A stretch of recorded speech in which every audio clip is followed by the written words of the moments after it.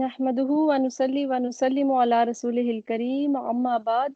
فأعوذ بالله من الشيطان الرجيم بسم الله الرحمن الرحيم رب اشرح لي صدري ويسر لي أمري واحلل عقدة من لساني يفقهوا قولي 10th پارہ سورۃ الانفال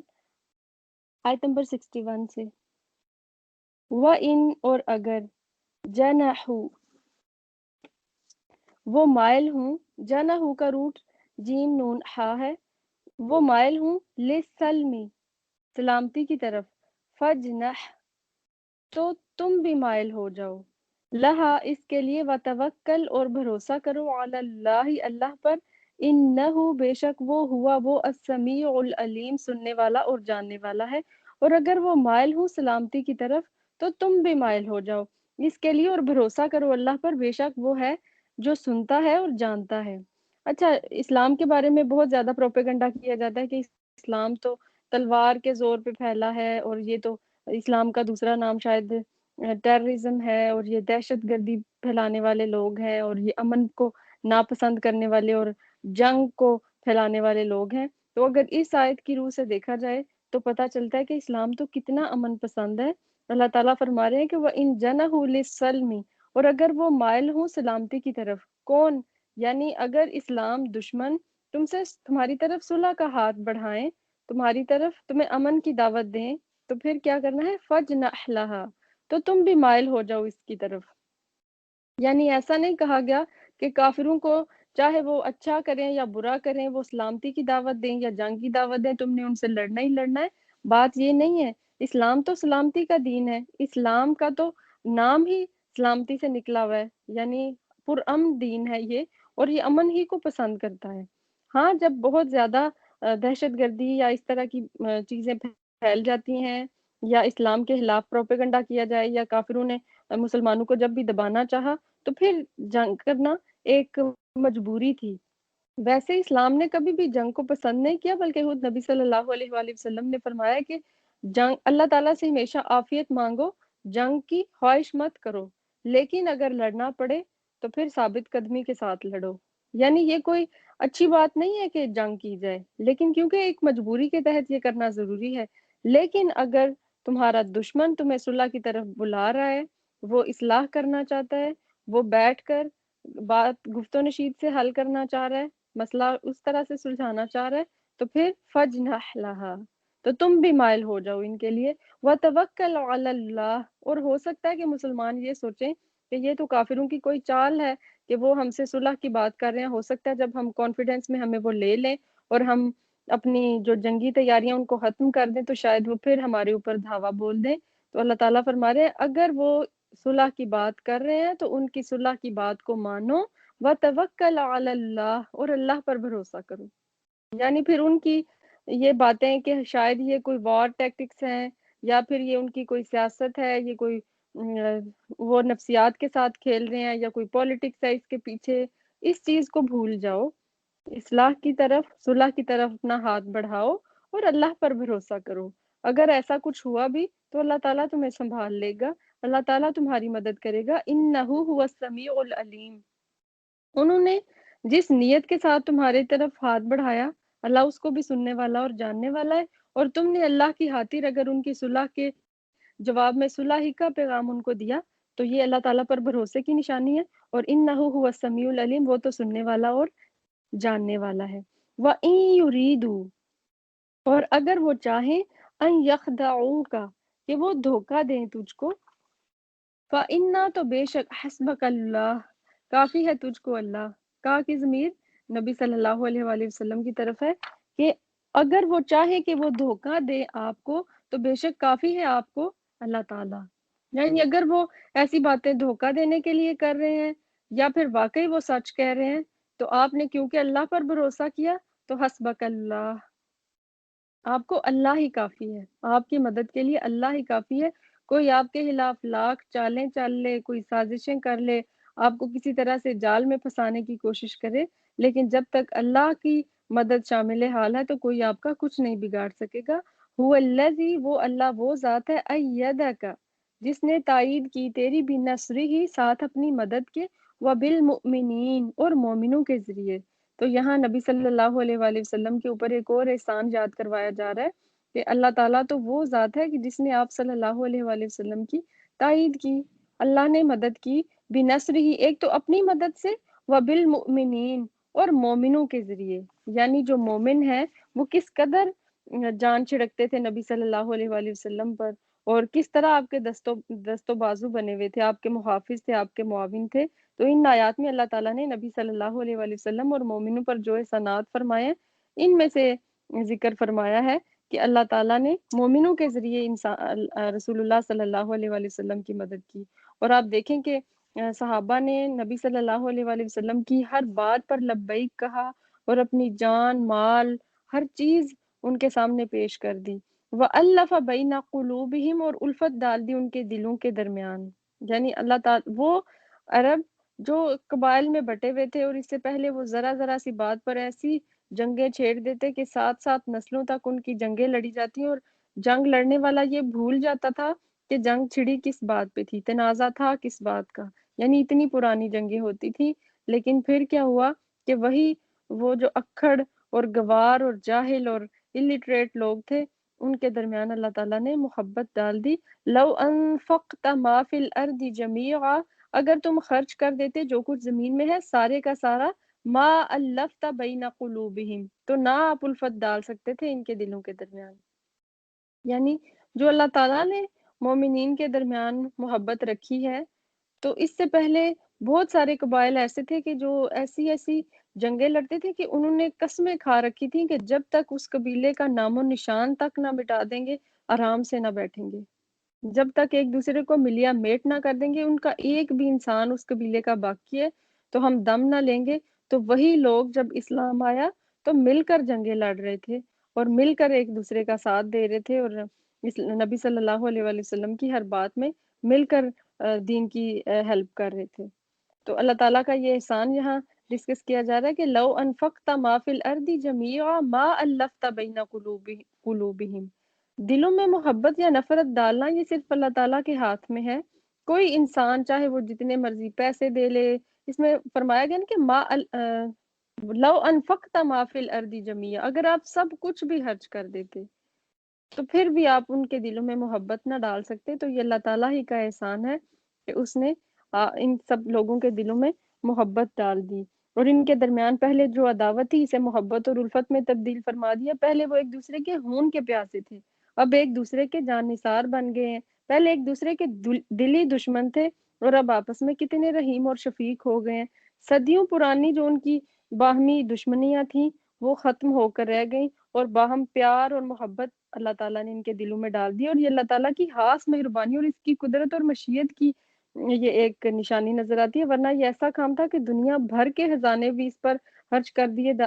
دیے جاتے، تب بھی یہ مقصد حاصل نہ ہوتا۔ تو اللہ تعالیٰ نے اپنے اس احسان کا ذکر سورہ آل عمران کی آیت نمبر 103 میں بھی کیا کہ اذ کنتم اعداء فالف بین قلوبکم، کہ تمہارے درمیان کس قدر دشمنی تھی، پھر اللہ تعالیٰ نے تمہارے دلوں میں محبت ڈال دی۔ اور نبی صلی اللہ علیہ وآلہ وسلم نے بھی غنائم حنین کے موقع پر انصار سے خطاب کرتے ہوئے فرمایا کہ اے جماعت انصار، کیا یہ واقعہ نہیں ہے کہ تم گمراہ تھے، اللہ نے میرے ذریعے تمہیں ہدایت نصیب فرمائی، تم محتاج تھے، اللہ نے تمہیں میرے ذریعے سے خوشحال کر دیا، اور تم ایک دوسرے سے الگ الگ تھے، اللہ نے میرے ذریعے سے تمہیں آپس میں جوڑ دیا۔ تو نبی صلی اللہ علیہ وآلہ وسلم جو بات کہتے تو انصار اس کے جواب میں یہی کہتے کہ اللہ و رسولہ امن، کہ اللہ اور اس کے رسول کے احسانات اس سے کہیں زیادہ ہیں۔ یعنی آپ تو یہ احسانات یاد کروا رہے ہیں کہ کس طرح سے ہم ایک دوسرے کے لیے محبت کرنے والے اور ہم درد اور شفیق ہو گئے، تو آپ کی تو احسانات اور جو ہمدردیاں وہ ہمارے لیے اس سے بھی کہیں زیادہ ہیں۔ ولیکن اللہ الف بینہم، لیکن اللہ تعالیٰ نے ہی الفت ڈال دی ان کے درمیان، انہ عزیز حکیم، بے شک وہ زبردست اور حکمت والا ہے۔ یا ایہا النبی، اے نبی صلی اللہ علیہ وآلہ وسلم، حسبک اللہ، کافی ہے تجھ کو اللہ، ومن اتبعک، اور جو پیروی کرے تیری، یعنی اے نبی صلی اللہ علیہ وآلہ وسلم، اللہ تعالیٰ آپ کو بھی کافی ہے، اور جو آپ کی پیروی کرے اس کو بھی اللہ تعالیٰ کافی ہے، من المؤمنین، مومنوں میں سے۔ تو اے نبی صلی اللہ علیہ وآلہ وسلم، کافی ہے آپ کو اللہ تعالیٰ، اور جو پیروی کرے آپ کی اور مومنوں میں سے ہو۔ تو یعنی جو نبی صلی اللہ علیہ وآلہ وسلم کی پیروی کرے گا اس کو بھی اللہ تعالیٰ کی ذات کافی ہو جائے گی، یعنی اس کی مددگار ہوگی اللہ تعالیٰ کی ذات۔ اور اس کا دوسرا مطلب کیا ہو سکتا ہے کہ یا ایھا النبی حسبک اللہ ومن اتبعک۔ ایک مطلب تو یہ ہوا نا کہ اللہ تعالیٰ آپ کو بھی کافی ہے اور جو آپ کی پیروی کرے اس کو بھی کافی ہے۔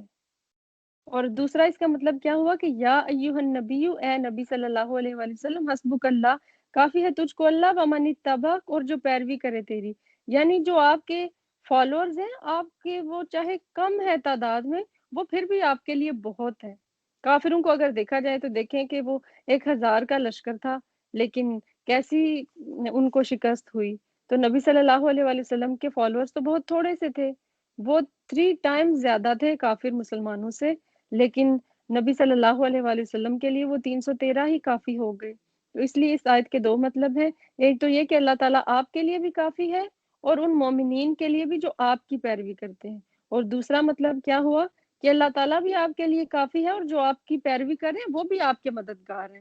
وہ بھی آپ کے لیے کافی ہیں، ان کو آپ کم مت سمجھیں۔ یا ایھا النبی، اے نبی صلی اللہ علیہ وآلہ وسلم، حرد المؤمنین، ابھاریے، رغبت دلائیے مومنوں کو، کس طرف؟ علی القتال، جنگ پر، این یکن، اگر ہوں گے، منکم، تم میں سے، 20 20، صابرون، صبر کرنے والے، یغلبو، غین لام باعث کا روٹ ہے، غالب آ جائیں گے، مئتین، 200 پر، وَإِن یکن، اور اگر ہوں، منکم، تم میں سے، مئتن، 100، یغلبو، غالب آ جائیں گے، الفن، 1000 پر، من الذین، ان لوگوں میں سے، کفروا، جنہوں نے کفر کیا، بِأَنَّهُمْ، بوجہ اس کے کہ بے شک وہ قوم، ایک قوم ہے، لا یفقہون، جو نہیں سمجھتی۔ تو اے نبی صلی اللہ علیہ وآلہ وسلم، ابھاریے، رغبت دلائیے، شوق دلائیے مومنوں کو جنگ کا، جنگ پر، یعنی تحریض کے معنی ہے ترغیب میں، یعنی مبالغہ کرنا، یعنی خوب رغبت دلانا اور شوق پیدا کرنا۔ تو اس کے مطابق نبی صلی اللہ علیہ وآلہ وسلم جنگ سے پہلے صحابہ کو جہاد کی ترغیب دیتے اور اس کی فضیلت بیان فرماتے، جیسا کہ بدر کے موقع پر بھی آپ نے کیا کہ جب مشرکین اپنی بھاری تعداد اور بھرپور وسائل کے ساتھ میدان میں آ گئے تو آپ صلی اللہ علیہ وآلہ وسلم نے فرمایا کہ ایسی جنت میں جانے کے لیے کھڑے ہو جاؤ جس کی چوڑائی آسمانوں اور زمین کے برابر ہے۔ کیا فرمایا آپ صلی اللہ علیہ وآلہ وسلم نے کہ ایسی جنت میں جانے کے لیے کھڑے ہو جاؤ جس کی چوڑائی آسمان اور زمین کے برابر ہے۔ تو ایک صحابی عمیر بن حمام رضی اللہ تعالیٰ عنہ نے کہا کہ اس کی چوڑائی آسمانوں اور زمین کے برابر ہے، یعنی انہوں نے حیرت اور خوشی کا اظہار کیا۔ تو نبی صلی اللہ علیہ وآلہ وسلم نے فرمایا ہاں۔ تو اس پر انہوں نے کہا بخ بخ، یعنی حیرت کا اظہار کیا، جیسے ہم کہتے ہیں نا کہ واو اس طرح ہوگا، تو اس طرح انہوں نے خوشی کا اظہار کیا اور یہ امید بھی ظاہر کی کہ میں بھی جنت میں جانے والوں میں سے ہوگا۔ تو نبی صلی اللہ علیہ وآلہ وسلم نے فرمایا کہ تم اس میں جانے والوں میں سے ہی ہوگے۔ تو انہوں نے اپنی تلوار کی میان توڑ ڈالی اور کھجوریں نکال کر کھانے لگے، پھر جو بچی تو وہ ہاتھ سے پھینک دی اور کہا کہ ان کے کھانے تک اگر میں زندہ رہا تو یہ طویل زندگی ہوگی۔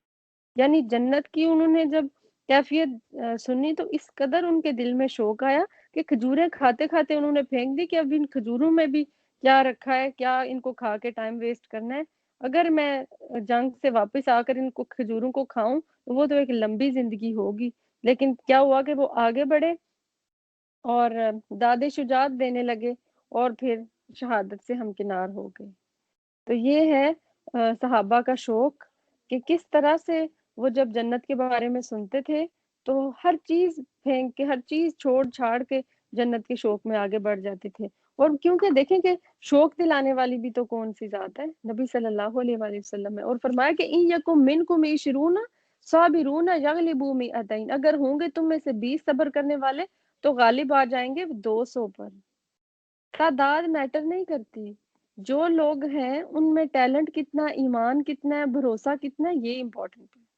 یعنی جیسے ہم کہتے ہیں نا کہ کوانٹٹی پر نہ جائیں، کوالٹی کو دیکھیں، تو یہاں کوالٹی کو ذکر کیا گیا کہ ان یکم منکم 20 صابرون، اگر صبر کرنے والے ہوں گے، جم کر لڑنے والے ہوں گے تو تعداد میں شاید وہ تھوڑے ہوں گے لیکن